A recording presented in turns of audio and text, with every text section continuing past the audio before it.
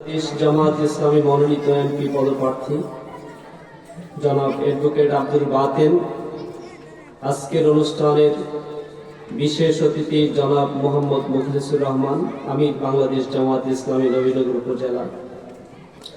আজকের মাহফিলের প্রধান বক্তা আন্তর্জাতিক খ্যাতিসম্পন্ন বিশিষ্ট আলেমে দ্বীন শেখ মাওলানা মোহাম্মদ জামাল উদ্দিন।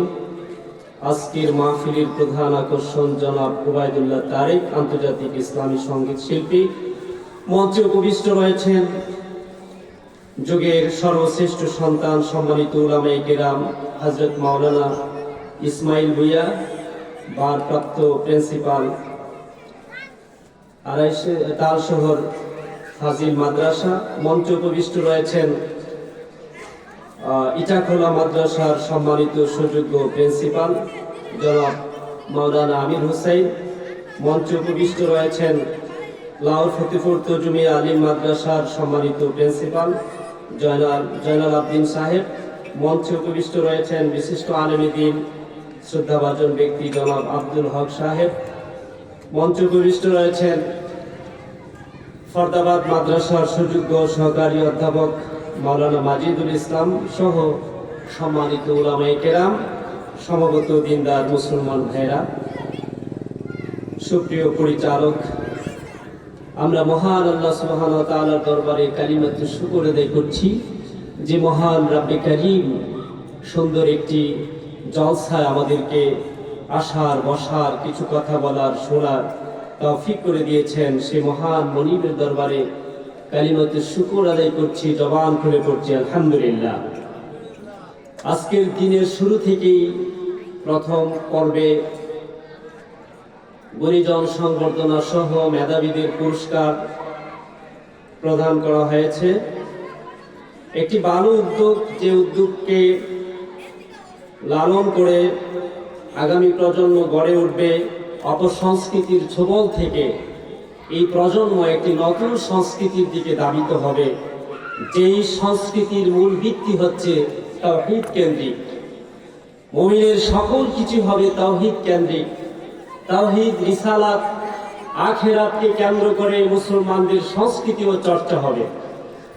আজকের সারা দিন ব্যাপী যে আয়োজন ছিল খুবই নান্দনিক। আল্লাহ তাআলা উত্তম যাজা প্রদান করুক। বিশেষ করে ছোট ভাই শহীদুল্লাহ অক্লান্ত পরিশ্রম করে তার সাথে সহযোগিতায় গ্রামবাসীর নিয়ে আজকের আয়োজনকে সুন্দর করেছেন। আমি গভীর শ্রদ্ধার সাথে স্মরণ করছি গ্রামের বিশিষ্ট আলেমে দ্বীন, যার অক্লান্ত প্রচেষ্টায় বাতুরিয়া এই ছোট্ট গ্রামে অনেক উলামায়ে কেরামের জন্ম হয়েছেন। মাওলানা সমীর উদ্দিনকে আল্লাহ তাআলা তার কবরটাকে মুনাব্বার করে দিক, সবাই বলি আমিন। তারই পাশাপাশি গভীর শ্রদ্ধার সাথে স্মরণ করছি উস্তাদুল আজাদ আসাতিজা হযরত মাওলানা আব্দুল নূর সাহেব, যিনি তার মেধা এবং মনন দিয়ে অনেক গুণগ্রাহী, অনেক আলেমে দ্বীনকে তৈরি করেছেন। আল্লাহ তাআলা তার কবরকেও মুনাব্বার করে দিন, সবাই বলি আমিন।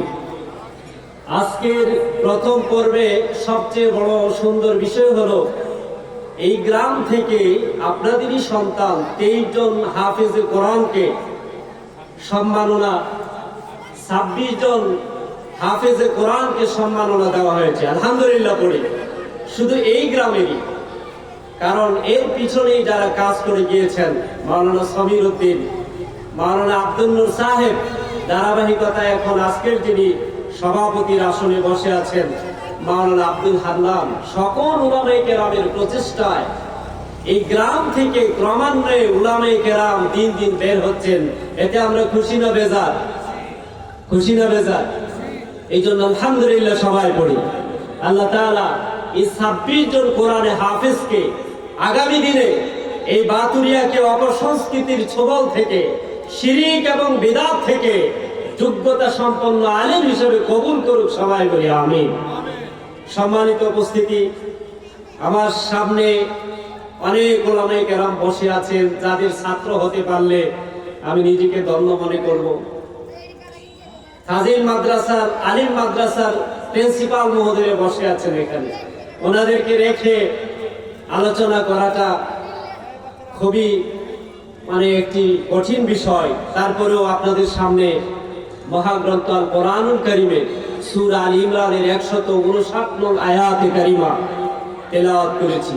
যুগের চাহিদার আলোকে কোরআনুল কারীম যুগের চাহিদার আলোকে কিয়ামত পর্যন্ত মানুষের সকল কিছুর যোগান দিয়ে যাবে।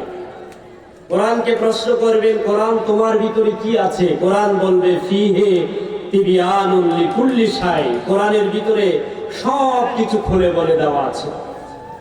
আজকের আলোচনার মূল আলোচ্য বিষয় হলো নেতৃত্ব নির্বাচন, নেতৃত্বের কোয়ালিটি, নেতৃত্বের যোগ্যতা। আমরা জানি এই পৃথিবীতে মানব জাতিকে জাহান্নাম থেকে মুক্তি দেওয়ার জন্য যুগে যুগে আল্লাহ তাআলা অসংখ্য নবী রাসূল পাঠিয়েছিলেন। প্রত্যেক নবী রাসূলের চরিত্র আল্লাহ তাআলা কোরআন দ্বারা, ওই সময়ের কিতাব দ্বারা সার্টিফাই করেছেন। যেমন আমাদের রাসূলকে আল্লাহ বলেছেন, ওয়া ইন্নাকা লাআলা খুলুকিন আযীম, আপনি সুমহান চরিত্রের অধিকারী ছিলেন। এই পৃথিবীতে সকল নবী তার উম্মত রেখে গেছেন, লিডার রেখে যান নাই। শুধুমাত্র মুহাম্মদুর রাসূলুল্লাহ সাল্লাল্লাহু আলাইহি সাল্লাম তিনি কেবলমাত্র লিডার তৈরি করে গিয়েছেন, নেতা তৈরি করে গিয়েছেন, যার কারণে মুহাম্মদ সাল্লাল্লাহু আলাইহি সাল্লামের শাশ্বত ইসলাম আজও আমাদের গোটা বিশ্বব্যাপী বিজয়ের মতো উদ্ভাসিত হয়ে আছে, ঠিক কিনা? এই জন্য নেতৃত্বের যোগ্যতা, নেতৃত্ব কেমন হবে, তার কি কি গুণ থাকতে হবে, আল্লাহ তাআলা কোরআনুল কারীমের ভিতরে সেই বিষয়ে আলোচনা করেছেন কি করেন নাই। কিন্তু কোরআনের সাথে সম্পর্ক না থাকার কারণে, কোরআন না বুঝার কারণে আজকে আমরা কোরআন থেকে দূরে গিয়ে আমরা আগামী দিনে আমাদের জাতির নেতৃত্ব দেওয়ার জন্য এই মানুষগুলোকে জাহান্নামের পথ থেকে বাঁচিয়ে জান্নাতের দিকে নেওয়ার জন্য যেই রকম যোগ্য লোকের দরকার, যে গুণাবলী দরকার, সেই গুণাবলী কোরআন থেকে আমরা জানিও না, এবং আমরা ওই গুণ সম্পন্ন লোকদেরকে বাছাই করতে পারি না। ফলশ্রুতিতে সারা বছর আল্লাহর কাছে দোয়া করি, তেঁতুল গাছ লাগিয়ে, যে আল্লাহ গরিব মানুষ, আঙ্গুর গাছ কেনার তো টাকা পয়সা নাই, একটা তেঁতুল গাছ লাগাইছি, আর গরিব মানুষ দোয়া করলে তো তুমি কবুল করবা, আমরা এই গাছ থেকে আঙ্গুর আশা করি। লাগাইছি কি গাছ? তেঁতুল গাছ। আশা করি কিসে হবে? এই জন্য আমরা নেতৃত্ব নির্বাচন করতে ভুল করি, আর গোটা বছর বছর কান্নাকাটি করি, আফসোস করি, হায় হায় আমাদের দেশ তো ভালো চলছে না, রাস্তাঘাটের বেহাল দশা, কৃষকের যেই সরকারি বরাদ্দ এগুলো তো যথাযথভাবে বিলি বন্টন হচ্ছে না। কারণ নেতৃত্ব যদি নির্বাচন করতে ভুল করি আমরা, তাহলে সকল জায়গায় বিশৃঙ্খলা দেখা দিবে কি দিবে না? এই জন্য আল্লাহ রাব্বুল আলামিন সর্বকালের সর্বশ্রেষ্ঠ গ্রন্থ কোরআনুল কারীম, যে কোরআন সম্পর্কে আপনার আমার নবী, দয়ার নবী মুহাম্মদুর রাসূলুল্লাহ বলেছেন, লা তুহসা আজাইবুহু ওয়া লা তুবলা গারাইবুহু ফীহি মাসাবিহুল হুদা ওয়া নামারিকুল হিকমা। কোরআন হচ্ছে জ্ঞান বিজ্ঞানের মহাসাগর, কোরআন হচ্ছে হিদায়াতের চাবিকাঠি, কোরআন হচ্ছে সকল কিছুর উৎকর্ষতার এক আশ্চর্যজনকতা। পৃথিবীতে যত আশ্চর্যজনকতা আছে, আজ থেকে 100 বছর পরে এগুলো বিলীন হয়ে যায়। সে মস্কুর ঘন্টার কথা আজ আলোচনা হয় না, বেবিলিনের সুন্নত দানের কথা হয় না। আজকের দিনে নতুন নতুন আশ্চর্যের জিনিস চলে এসেছে, আর রাসূল বলেছেন কোরআন হচ্ছে সর্বকালের সব সময়ের জন্য বড় আশ্চর্যের কিতাব। এই কিতাবের কাছে যত মানুষ যাবে হিদায়াতের জন্য, আল্লাহ তাআলা তাকে হিদায়াতের রাস্তা দেখায়া জান্নাতের উপযোগী করে দিবেন। সুবহানাল্লাহ। এই কোরআনুল কারীমে আল্লাহ তাআলা তার রাসূলের চরিত্র বর্ণনা করছেন, ফাবিমা রাহমাতিন মিনাল্লাহি লিনতা লাহুম। আল্লাহ বলছেন, হে নবী আমার, আপনার প্রতি আল্লাহ তাআলা দয়া পরশ হয়েছেন এই জন্য যে আপনি নরম দিলের হয়েছিলেন। সুবহানাল্লাহ। তাহলে আল্লাহর দয়া পাওয়ার জন্য, আল্লাহর রহমত পাওয়ার জন্য শর্ত হচ্ছে নরম দিলের অধিকারী হওয়া। এটা একটা ব্যক্তি যদি তার পরিবারে নরম দিলের অধিকারী হয়, সেই পরিবারটা আলোকিত হয়। একজন নেতা যদি নরম দিলের অধিকারী হয়, তার অধীনস্থ লোকেরা শান্তিময় জীবন, শান্তিময় একটি পরিবেশ সৃষ্টি করতে পারে। একটা রাষ্ট্রের শাসক যদি নরম দিলের হয়, তাহলে গোটা দেশব্যাপী তার অধীনে যারা রয়েছেন তারা শান্তির চাদরে আবৃত থাকেন। এই জন্য আল্লাহ তাআলা বলছেন, ফাবিমা রাহমাতিন মিনাল্লাহি লিনতা লাহুম। হে রাসূল, আপনার প্রতি আল্লাহ দয়া পরশ এই জন্য হয়েছে আপনি নরম দিলের ছিলেন। সুবহানাল্লাহ। রাসূল আকরাম সাল্লাল্লাহু আলাইহি সাল্লামের দিন কঠিন ছিল না নরম ছিল? আমরা যদি আজকে নেতৃত্বের দিকে তাকাই, যে আমাদের এক একজন নেতৃত্ব যারা আসেন, রাষ্ট্রের শাসক হন, তাদের আচার আচরণ এইরকম হয়, মনে হয় যেন তারা নিজেরাই দেশের মালিক আর এই জনগণ হচ্ছে তার অধীনস্থ কৃতদাস। অথচ আল্লাহ তাআলা তার রাসূলের মাধ্যমে বলছেন, হে রাসূল, আপনার প্রতি আল্লাহ দয়া পরশ এই জন্য হয়েছে আপনি নরম দিলের ছিলেন। এই আয়াতের প্রেক্ষাপট হচ্ছে উহুদ যুদ্ধে যুদ্ধ করা মুসলমানদের জন্য অপরিহার্য। আল জিহাদু মাযিন ইলা ইয়াউমিল কিয়ামা, কিয়ামত পর্যন্ত মুসলমানদের জিহাদ লড়াই চলবে। আধিপত্যবাদী শিরকের বিরুদ্ধে, আল্লাহ দ্রোহীদের বিরুদ্ধে জিহাদ ছিল, কিয়ামত পর্যন্ত জিহাদ চলবে। জিহাদ শব্দের ভুল ব্যাখ্যা দেওয়া হয়, ভুল মেসেজ দেওয়া হয়। জিহাদ হচ্ছে প্রাণান্তকরণে আল্লাহর জমিনে আল্লাহর দ্বীন প্রতিষ্ঠা করার চেষ্টা করা। এই আসমান কার বলেন তো দেখি? আসমান কার? জমিন কার? সব কিছু কার? আইন চলবে কার? এখন যদি কেউ বলে না এখানে আইন চলবে আমার, আমরা আল্লাহর কথা মানবো না ওই ব্যক্তির কথা মানবো, এই জায়গায় এসে 95% মুসলমান বিভ্রান্তির মধ্যে রয়েছেন। নামাজ, রোজা, হজ, যাকাত, তাহাজ্জুদ সবকিছু রয়েছে, কিন্তু বিধান মানার ক্ষেত্রে বিধানটা মানবো কার? আল্লাহ। আল্লাহর বিধান মানার জন্য,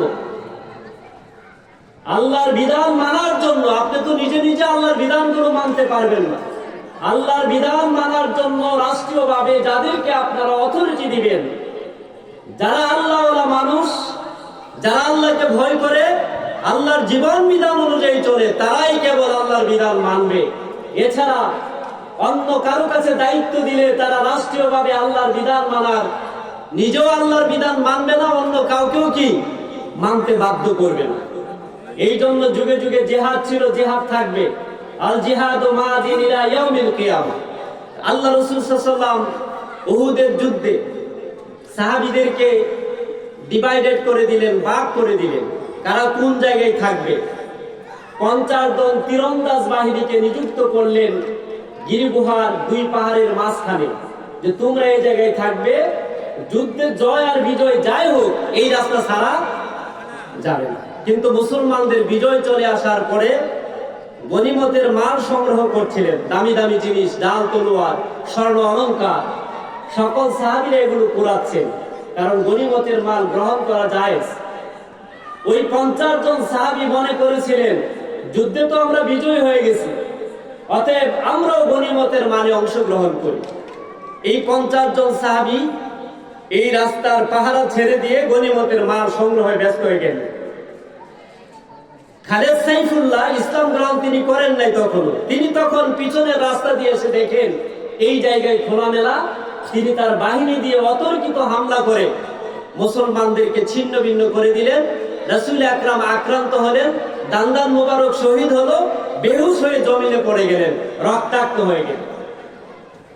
এদিক দিয়ে খবর হলো কাতুতিলা মুহাম্মদ নিহত হয়েছে, গুজব ছড়িয়ে গেছে, সাহাবারা হতাশ হয়ে গেছেন, হাত থেকে তলোয়ার পড়ে গেছে।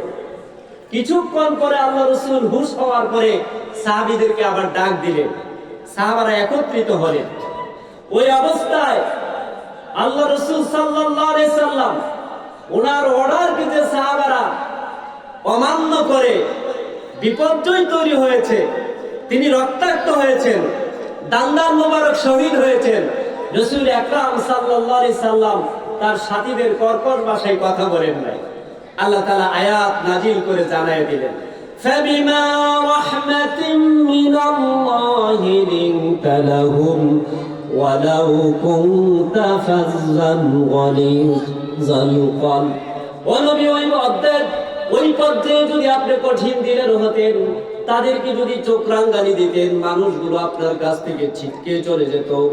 আপনি নরম দিলের হয়েছেন, আপনি তাদেরকে কটু কথা বলেন নাই, আবার সাহাবারা আপনার সাথে জড়ো হয়ে গিয়েছে।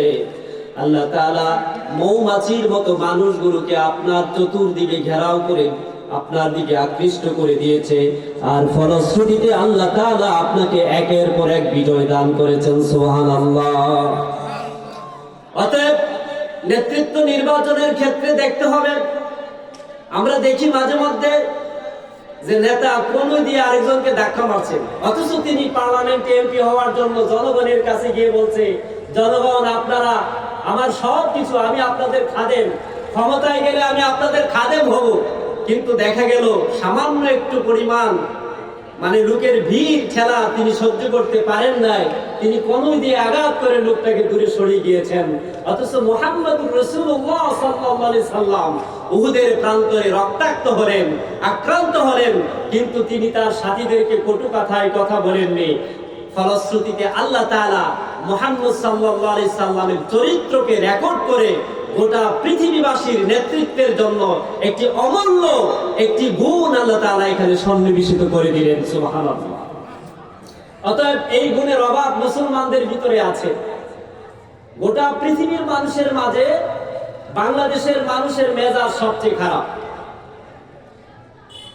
বাংলাদেশের মানুষের ব্রেইন ওয়েভ হচ্ছে গামা লেভেলে, পৃথিবীর কোনো মানুষের ব্রেইন ওয়েভ গামা লেভেলে নাই। গামা লেভেল হচ্ছে 47-এর উপরে সাইকেলিং। ওই লেভেলে মানুষ স্ট্রোক করে, ওই মানুষই মানুষ মার্ডার করে, ওই অবস্থায় মানুষ খারাপ কাজগুলো করে। সকল নবী রাসূলদের ব্রেইন ওয়েভ ছিলেন ডেল্টা লেভেল। এটা কোনো মানুষের পক্ষে ওই অবস্থায় যাওয়া সম্ভব নয় নবী রাসূল ছাড়া। এর পরের স্তর লেভেল ওলি বুজুর্গ যারা ছিলেন পৃথিবীতে, তাদের লেভেলটা হচ্ছে আলফা লেভেল। এই লেভেলে আল্লাহ তাআলা ইলহাম দান করে। এই জন্য আমি বলছিলাম আজকে সবচেয়ে বড় অভাব হচ্ছে কোমল আচরণের অভাব। আমরা যদি পরিবারের দিকে তাকাই, সংসারগুলো ভেঙে যাচ্ছে কেন? কোমল আচরণের কারণে। হয়তো স্বামীর মেজাজ গরম, নতুবা স্ত্রীর মেজাজ গরম। আমরা আমাদের সন্তানগুলোকে স্নেহ মমতা দিয়ে ভালোবাসতে পারি না, ওদেরকে জড়িয়ে চুমু দিতে পারি না, মা বাবার সাথে ভালো আচরণ করতে পারি না। অথচ আল্লাহ তাআলা বলছেন, তুমি যদি আল্লাহ রহমত পেতে চাও, ফাবিমা রাহমাতিন মিনাল্লাহি লিনতা লাহুম, নরম দিলের অধিকারী তোমাকে হতে হবে, তাহলে আল্লাহ তাআলা তোমাকে রহমতের চাদর দ্বারা আবৃত করে দিবেন। সুবহানাল্লাহ। আমরা যদি দেখি গোটা পৃথিবীতে সফল যারা হয়েছিলেন, তারা নরম দিলের হয়েছিলেন না কঠিন দিলের? কথা বলেন, কঠিন দিলের না নরম দিলের? মুহাম্মদুর রাসূলুল্লাহর এই দিন থেকে মানুষগুলোকে রাসূল তো তরবারি দিয়া জোর করে ইসলামে আনেন নাই, ভালোবাসা দিয়ে চরিত্র মাধুর্য দিয়ে নিয়ে আসছে। আল্লাহ রাসূল যখন দিনের দাওয়াত দিলেন, ইয়া কাওমি ইবুদুল্লাহ মা লাকুম মিন ইলাহিন গায়রু, হে আমার জাতি, এক আল্লাহর দাসত্ব করো। তোমরা যাদেরকে ইলাহ মানতেছো, এরা না পারে কোনো কিছু করতে, না পারে কোনো ক্ষতি করতে, না পারে কোনো ভালো করতে। নিজের হাতে গড়া মূর্তি দিয়ে তোমরা তাদেরকেই উপাসনা করছো। অতএব এগুলো ছেড়ে ওই আল্লাহর প্রতি তোমরা দাসত্ব করো, যে আল্লাহ তাআলা আসমানের স্রষ্টা, জমিনের স্রষ্টা, সব কিছুর স্রষ্টা। আজকের দিনে আমরা যদি দেখি, আরব বিশ্বের যারা ছিল, যে তারা অসংখ্য দেবতার পূজা করত, কিন্তু বিপদ আসলে সকল মূর্তিগুলোকে ছেড়ে আল্লাহর কাছে গিয়ে, কাবা ঘরের কাছে গিয়ে বলতো, হে কাবার মালিক, তোমার কাছে আমরা আশ্রয় চাই। আর আমরা যারা নামাজ রোজা পড়ি, বিপদ আসলে আমরা কি করি? আল্লাহরে ছেড়ে দিয়ে বলি কল্লাসার দোহাই, দোয়াই আলীর, অমুক তমুক পীরের দোহাই, এগুলো দিয়ে আমরা কথা বলি। অথচ যাদেরকে আমরা জাহিলি সমাজের লোক বলি, তারা অসংখ্য মূর্তি পূজা করলেও বিপদের সময়, চরম বিপদের সময় আশ্রয় চাইতেন কার কাছে? আর আমরা যারা নামাজ রোজা করি, মহা বিপদের সময় আল্লাহকে ছেড়ে দিয়ে আশ্রয় চাই কার কাছে? গায়রুল্লাহর কাছে। এই জন্য আমাদের তাওহীদ বোঝার ক্ষেত্রে সমস্যা, আমরা তাওহীদ বুঝতে পারি না। এই জন্য কাজী নজরুল বলেছেন, দুর্গা এক দরগার মাঝে আমি কোনো তফাৎ দেখিনি। দুর্গা পূজায় যা হয় আজকে তথাকথিত এই দরগার মধ্যে সেই রকমই হয়। বাবার পায়ে সিজদা হয়, ছবি টানিয়ে তার উপাসনা করা হয়। অথচ একজনের নাম তিনি মুসলিম দাবিদার হতে পারেন, কিন্তু কিয়ামত পর্যন্ত ঈমান নিয়ে আল্লাহর কাছে উঠলে জাহান্নাম ছাড়া জান্নাতে যাওয়ার কোনো সুযোগ নেই। রাসূল আকরাম সাল্লাল্লাহু আলাইহি সাল্লামকে দ্বীনের দাওয়াত থেকে দূরে সরানোর জন্য কঠিন মনের অধিকারী ছিলেন আবু জাহেল, নরম দিনের অধিকারী ছিলেন মুহাম্মদুর রাসূলুল্লাহ। আবু জাহেল প্রত্যেক অলিগলিতে যা, হজের মৌসুমে তাবুতে তাবুতে যা দাওয়াত দিলেন, ও আমার ভাইরা তোমরা হজ করতে আসছো, শোনো আমি একজনের দাওয়াত দিতেছি, তিনি হচ্ছেন মুহাম্মদ, আব্দুল্লাহর বেটা মুহাম্মদ। নিজ ধর্ম ছেড়ে দিয়ে অন্য ধর্ম গ্রহণ করেছে, মানুষদেরকে নষ্ট করে দিচ্ছে, যুব সমাজকে নষ্ট করে দিচ্ছে। তোমরা তার কাছে যাবে না, তার কথাও শুনবে না, তার চেহারাও দেখবে না। তোমরা যদি মনে করো আমি আবু জাহেলের কথা বিশ্বাস না করো, তার কাছে যাও, তাহলে তোমাদের ঈমান নষ্ট হয়ে যাবে। যেমন আজকেও 1500 বছর পরে ওই আবু জাহেলের বুলি কিছু লোক বুলাই, তারাও বলে অমুক লোকের কাছে যাও না, তার কিতাব পড়িও না, তার কিতাব যদি পড়ো তুমি নষ্ট হয়ে যাবা। যেমন করে আবু জাহেল বলেছিল, ও আমার জাতি, আমি বলেছি মুহাম্মদ খারাপ, তোমরা আমার কথাই মানতে হবে, তার কথা কিন্তু শুনবা না, কারণ তার কথার মধ্যে এমন জাদু রয়েছে, একবার যদি তার কেউ কথা শুনতে পারে সাথে সাথে সে মুহাম্মদের অনুসারী হয়ে যায়। এই গুণ তৈরি করে দিয়েছেন কে? আল্লাহ তাআলা। তাবুতে হেঁটে হেঁটে দাওয়াত দিয়েছেন। আরব জাহিলি সমাজের মানুষগুলো আসলে এত জাহেল ছিলেন না। আবু জাহেলের নাম ছিল আবুল হিকাম, কিন্তু তাওহীদের গুণ না থাকার কারণে, রিসালাতের বিশ্বাস না থাকার কারণে, রিসালাতের প্রতি বিশ্বাস না থাকার কারণে তাকে দেওয়া হয়েছে উপাধি আবু জাহেল। মূলত আবু জাহেল এত অজ্ঞ ছিলেন না। তৎকালীন সময়ে কাবার গিলাপের মধ্যে সাবায়ের মুআল্লাকা কবিতা লিখে লিখে তারা সেখানে প্রতিযোগিতা করতেন। আবু জাহেলের এই কথা শুনে তারা ভাবলো যে না, লোকের কথা শোনা যাবে না, এটা তো হতে পারে না, আমরা কথা শুনবো না, লোকটাকে একটু দেখে আসি। কানে আঙ্গুল দিয়ে তারা কাবার আঙ্গিনায় গিয়ে রাসূল আকরাম সাল্লাল্লাহু আলাইহি সাল্লামের চেহারার দিকে তাকিয়ে আছেন। যে আবু জাহেল বলেছে পাগল, পাগলের চেহারা তো এরকম হয় না, এত সুন্দর, এত শুভ্র।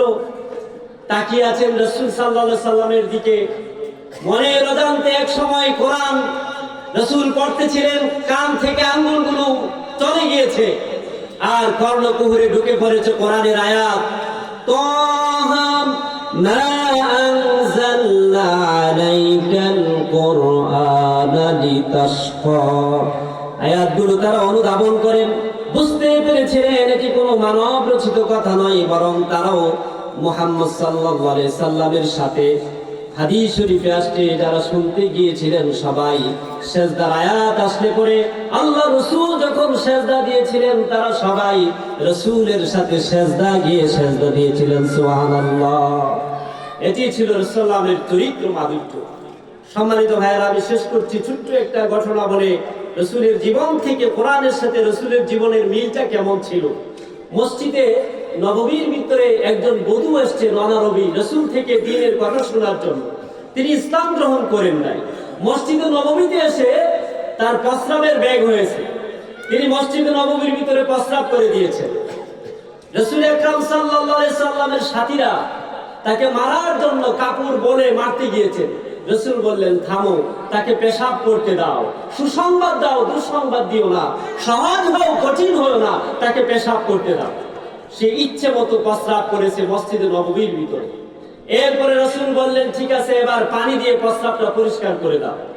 ওই লোকের সামনেই দৃশ্য যে আমি মসজিদে নববীতে পেশরাব করে দিলাম, মানুষগুলো আমাকে মারতে আসছিল, রাসূল থামায়া দিলেন এবং এই পেশরাবে পানি ঢালতে বললেন। তখন ওই বধূটা বলেছিলেন, আল্লাহুম্মা ইরহামনি ওয়া মুহাম্মাদান ওয়ালা তারহাম মা'ানা আহাদান।